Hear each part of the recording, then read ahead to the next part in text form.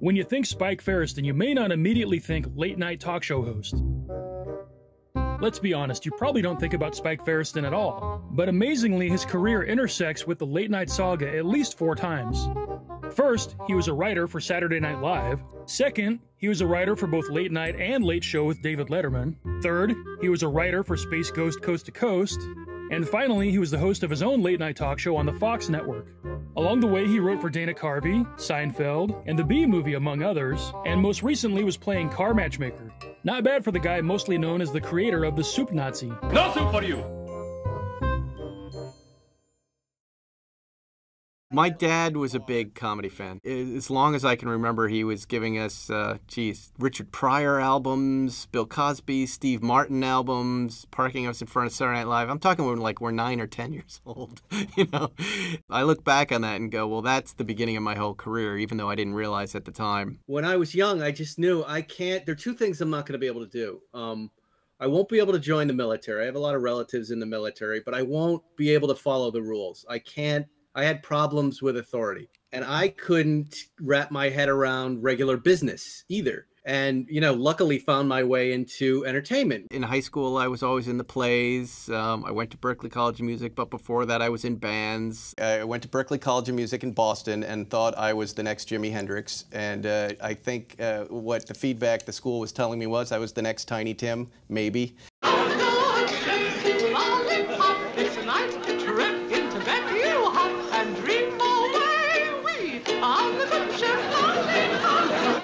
And the only show at the time I was watching was David Letterman, Late Night with David Letterman, and it was just blowing my mind. And Dave was throwing light bulbs off the roof of a tower. Remember he did the tower drops? And I had just been kicked out of the dorms for doing the same out of an 8-story window on Mass Ave.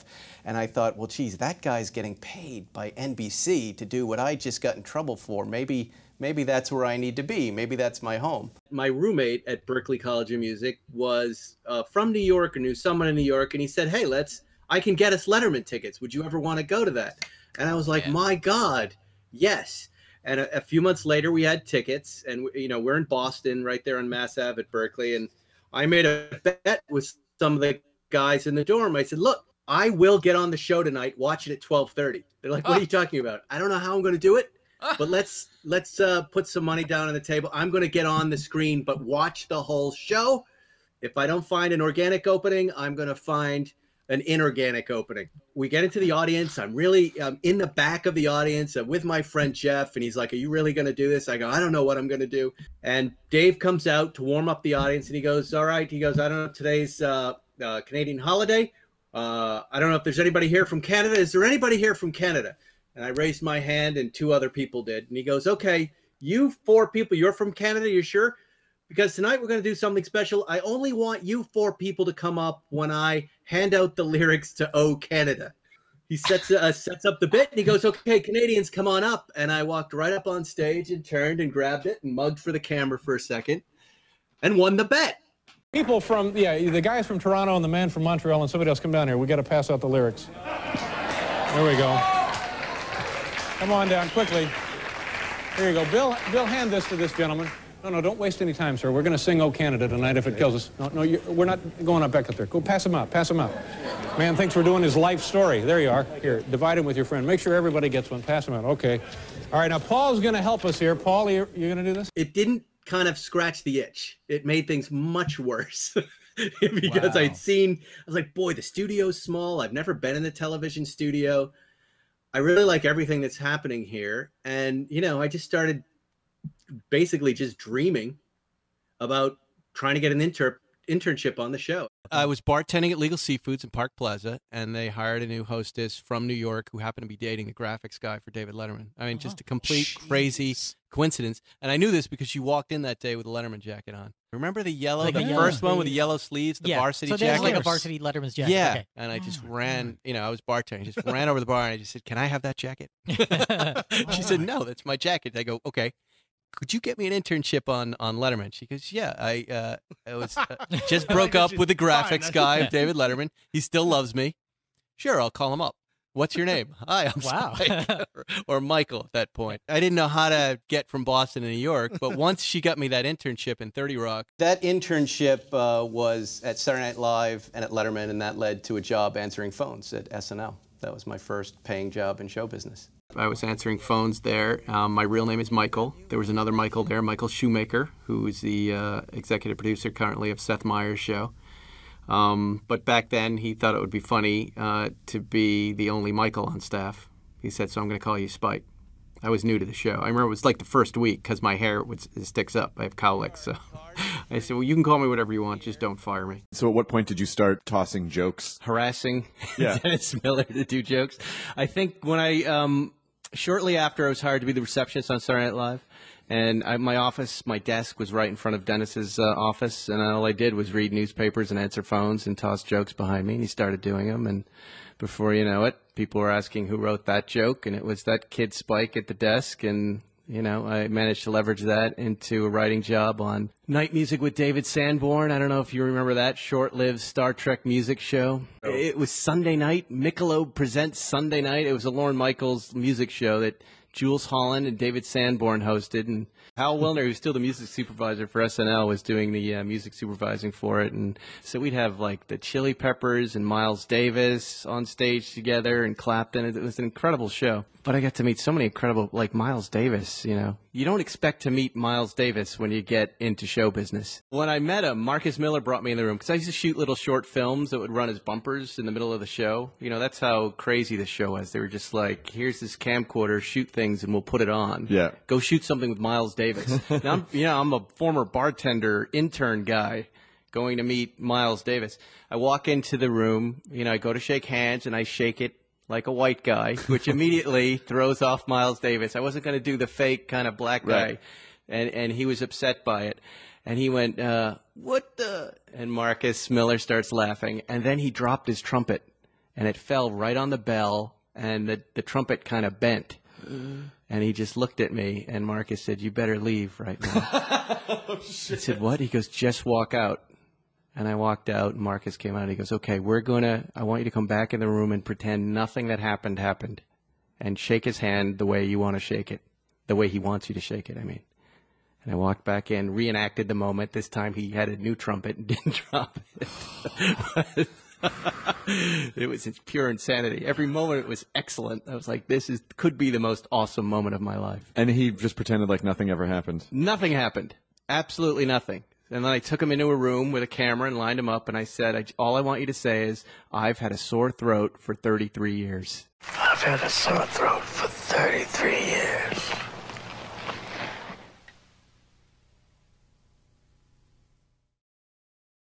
I just started, grinding on Weekend Update jokes for Dennis Miller, and that's where I first learned how to write jokes. A sick new fad is sweeping college campuses this fall. It's called owling. Students sneak into a zoo at night, locate an owl, and then run around its cage till its head falls off.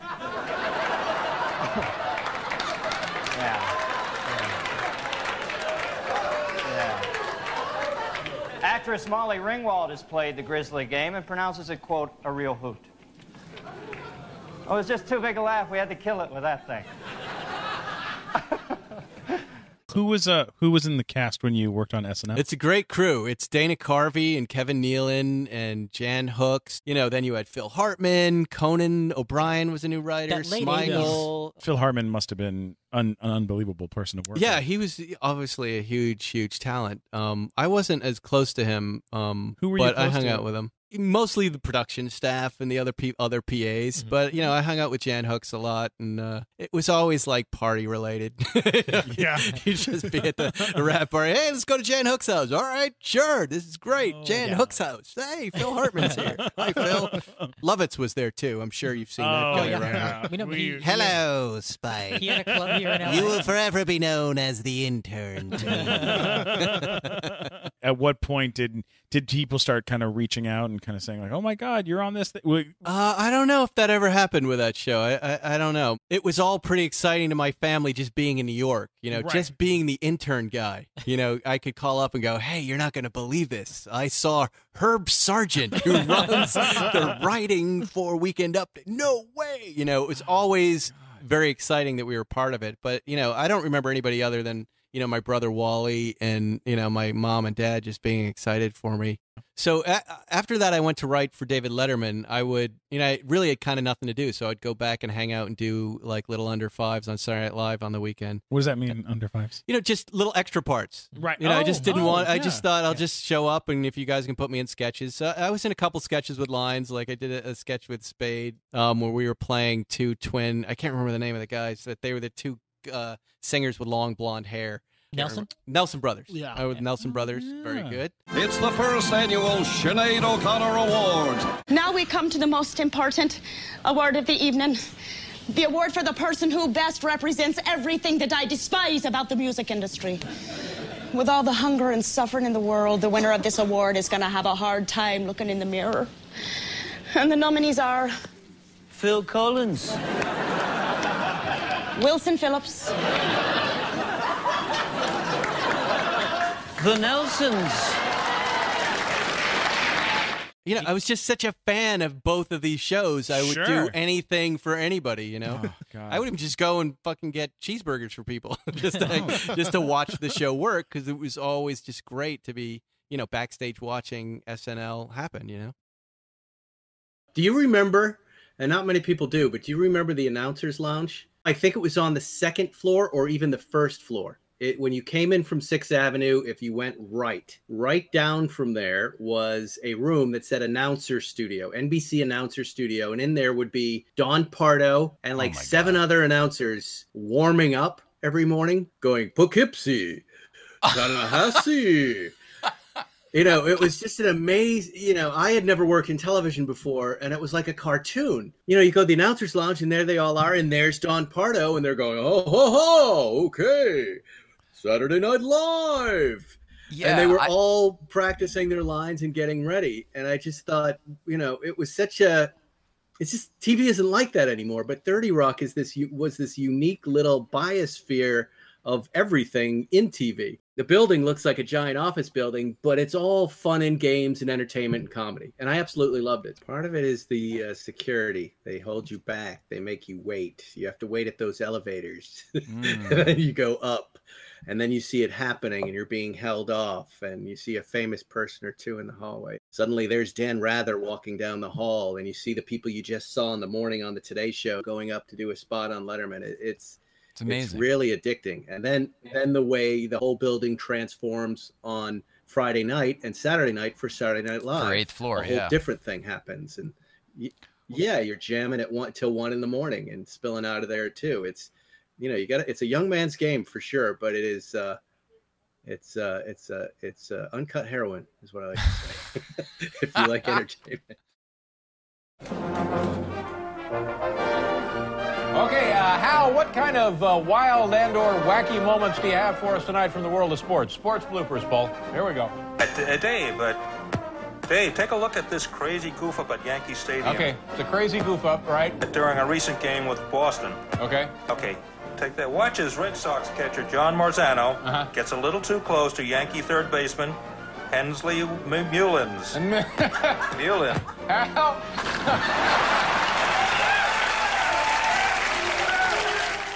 Dave Letterman is an interesting guy, having been on that show. If you haven't been on in a long time, but having been on that show. I've written many jokes about you on that show. You told me that. Yeah. You write those Larry things. King's suspenders were one of our great... You just put it right at the end of any sentence, and it always got a nice laugh. What name is Larry considering for his upcoming film? Okay, here we go. You done? You don't know? You don't know. If it's a boy, Hank from Sacramento. If it's a girl, Kelly from Coral Gables. You know how he answers the phone? Hank from Sacramento. I know. I learned this when I was a writer on Letterman, even a junior writer. If you can get your piece into your title, you can sell it with the words in your title. Like once I wrote Biff Henderson's Golf Cart of Death. Now, anything I say after that doesn't matter. Dave is going to do that piece because he wants to say Biff Henderson's Golf Cart of Death. Ladies and gentlemen, welcome to a great show tonight. We have a brand new segment. It's a wonderful night to be glued to your television set. It's something we call Biff Henderson's Golf Cart of Death. Biff, come on in here. Here comes. What are you going to do for us tonight? David, tonight I I'm going to drive through a pyramid of condiments. A pyramid of condiments. You have the ketchup, you have the relish, you have the mustard. Can I go with you, Bill? Sure. All right, here we go.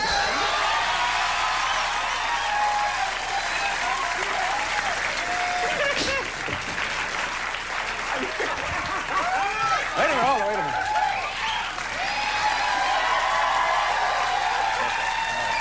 All right, go. Oh, my God.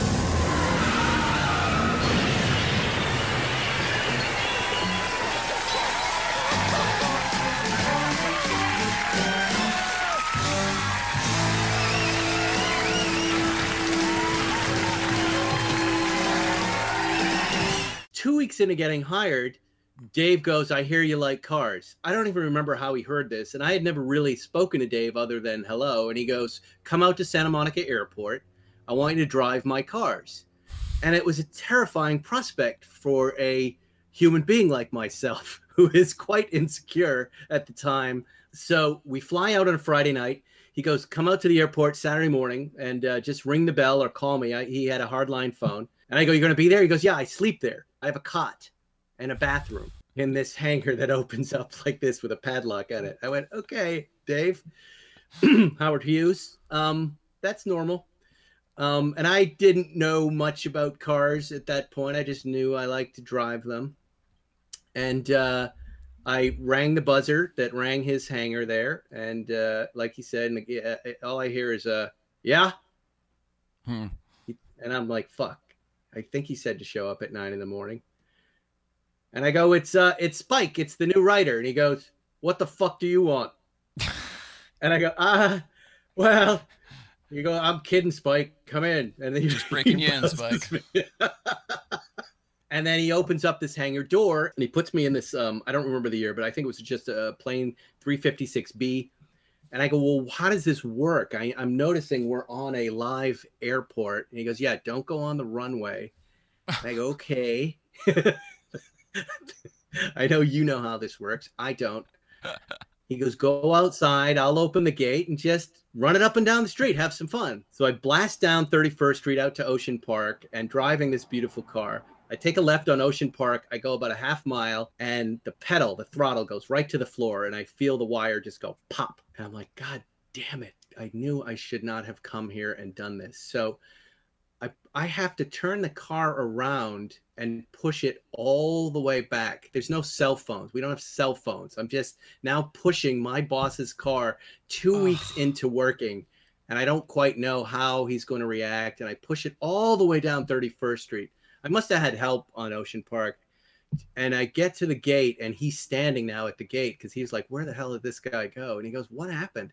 I go, Dave, I don't know. I just got on the throttle like you said, but the wire to the engine just, I don't know.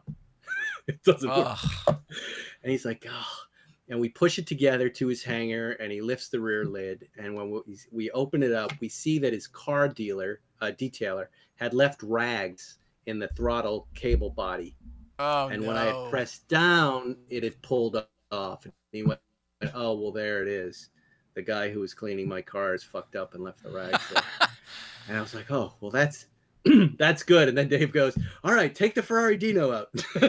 Oh, my gosh.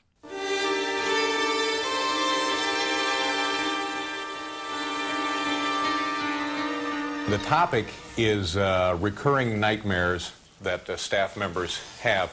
Basically, I'm in Dave's office. I'm in your office, and you're making me move furniture while you sit comfortably behind your desk smoking a cigar. But in the process of moving this furniture from one side of the office to the other, I keep having to cross between you and the TV set. And each time I do that, you yell at me. Move it! Try it, Dave. It's heavy. Move it! And I start getting really nervous, but I'm also curious as to what TV show is so important that it can't be blocked out for a single moment. So I look at the TV, and you're watching an episode of Stunt Masters. And I just quietly think to myself, man, Dave is such a loser.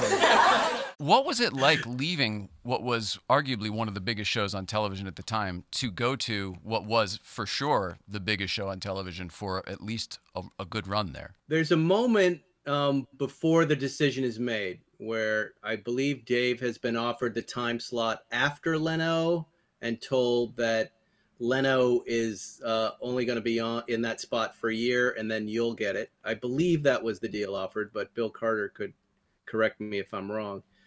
And the decision Dave was making, take that deal with NBC and stay on, or go to CBS, right? And there was a period of time, I remember, where Dave was just radio silent to everybody, including us. Nobody knew what he was going to decide. But after that, you know, it was just this walk across the street to this whole new operation at the Ed Sullivan Theater. And but so you know, squeaky clean and new. Everything was brand new for you guys. Yeah, it was different. It was a different vibe. Dave owned the whole thing, and you know, we didn't have NBC to kind of. We really liked being picked on by NBC and General Electric. It gave us something to talk about and write about. And me in particular, I loved it. I thought it was great. And when we were doing this other thing with a friendly network, that was okay too. It just wasn't as fun, right? Like I really, at the time, was a very rebellious personality, and to have something up to fight against, I loved it. It kind of tapped into this, you know, the anger that kind of drove my comedy, and it was fun. And CBS was fun in its own way. It just was not, never the same for me. I stayed on with Letterman right through the London shows, you know, 1 year, because it was the only show I wanted to write for. I stayed 1 year longer than I wanted to, just in case I was wrong and I shouldn't leave. So I wrote there for 5 years. And then it really just became about, you know, wanting a non-city, non-apartment life. I loved cars, I liked dogs, and I wanted a backyard, and I didn't want to live in a box anymore. And I had done 9 in Boston and 9 years, I think, or a bunch of years, almost 10 years in New York and a bunch of years in Boston. And I wanted a yard. We would go out there for the Emmys, and I'd look around LA and go, this is great. Right. This is exactly what I want. I want a convertible. I want to smoke cigars in that convertible and drive on this famous Sunset Boulevard. Right. I want to hike, and I want to sit in my backyard. It was like that. That's how I made that decision. So I quit. I just quit and moved to LA. Grandpa, what happened? He fell down. Because of an accident that happened. That made him fall down. Is that you, Thaddeus? Are you all right? Talk to me, Grandpa. Say something. Your pet monkey hit me with a folding chair. Hold it. The Cosby Kid made me do it. Begone, wicked girl child of television's hanging with Mr. Cooper. Ooh, good shot. She was asking for it. Where did Space Ghost? Like, Space Ghost was a little detour when I was writing Letterman. My brother had written an episode. I didn't know what it was, but he pointed it out to me, and it just blew me away with how absurd it was and how it seemed like it was a anything goes kind of writing situation. Ted Turner. Who's that? Ted owns a Zorak. He can push us around. Even you, Hulk. Well, I don't know. What if Ted made you do Xeroxing all day? In an apron? Would your pile drive him? You would, wouldn't you? Because you're a tough guy. And it was that weird kind of comedy that I just loved to write. I didn't have to explain logic. It just had to be logic that I understood. Right? And non sequiturs and everything else. And at the time, Letterman was doing less and less of that. You know what I mean? Yeah. In the beginning, they were doing jokes like, viewer mail letter. What would life be like without the Constitution? Paul, I wonder what life would be like. And then you see Dave and Paul tied to a stake, and a rat in a purple satin gown is whipping them by walking around and just making funny poses. And then Gliss is back. Like that to me is like, I love jokes like that. Yeah. Because there's no reasonable explanation how to get to that moment. Absolutely. But it's a very satisfying image, and it makes me laugh. So Space Ghost is all that, right? It's mostly just real, insanity and stuff that made no sense. So I asked my brother, I hope you don't mind, but can I talk to the executive? I want to write a couple of these in my spare time. I'll do it for free. If you want, call him up and tell him. And that's how I got to it. Dave, you are currently touring the galaxy. What other shows have you appeared on? I think that we've performed on the David Letterman show before. Hoovid Waterman? Never heard of him. Well, he can't hold a candle to you, Space Ghost. No way. Oh, I can hold candles. It's the scissors they won't let me touch. Oh my God. Now, that's a show where they did the interviews first, and then you went back and wrote the questions? Or so here's what would happen. Yeah. they'll assign you an episode, and I'm just now thinking back. They would send you a list of guests that you could put in the episode, just names. Oh my God, amazing! Here they go. Take as many or as few as you want, but these 2 or 3, and the voice of Space Ghost would interview them on the tape. So you'd have on the tape. Janine Garofalo was in one of her episodes. Sure. Her getting interviewed by the voice of Space Ghost, and him asking mostly normal questions. What's your new show? How old are you? What kind of pants are those? And just go on and on and on. Were they and doing then, that just part of a junket, like sort of the junket sort of I people don't know jumping on that part. order, I don't know that part Okay. because they were down in Atlanta, right?